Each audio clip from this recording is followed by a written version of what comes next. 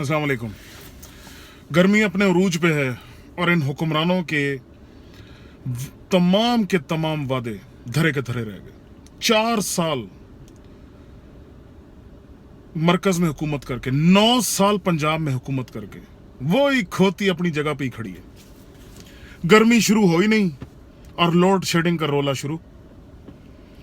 और इनकी तरफ से या तो फिर कभी माजरतें हैं, कभी इल्जाम हैं, कभी जवाज है, लेकिन एंड रिजल्ट जीरो।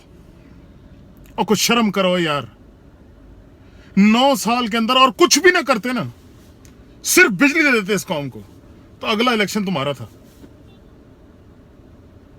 लेकिन नहीं, अरबों और खरबों के कर्जे लेकर इस मुल्क को लोगों के सामने भिखारी और गुलाम बना के उस सारे पैसे को करप्शन की नजर कर दिया।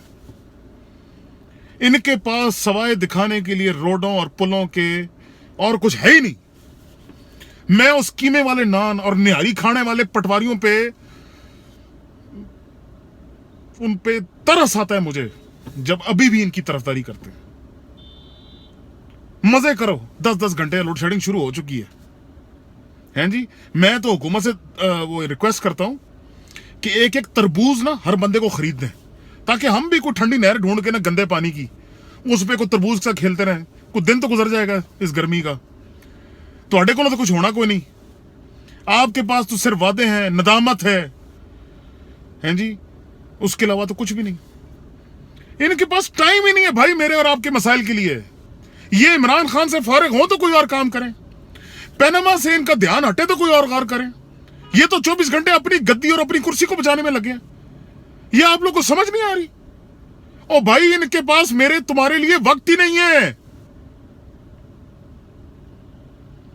ये जो मसाइल इस कौम को जो लाक हैं, ये वक्त मांगते हैं, रिजॉल्व मांगते हैं, ईमानदारी मांगते हैं, सीरियसनेस मांगते हैं।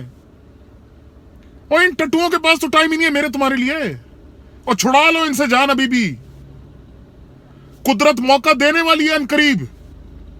ये मौका है, इनसे जान छुड़ा लो, वरना इन जैसे लोग 500 अरब की करप्शन करके भी दंदनाते फिरेंगे और मैं और आप जलील होंगे। अल्लाह हमें आजाद करे जी। जल्दी से पनामा का फैसला आए ताकि इनका फैसला हो।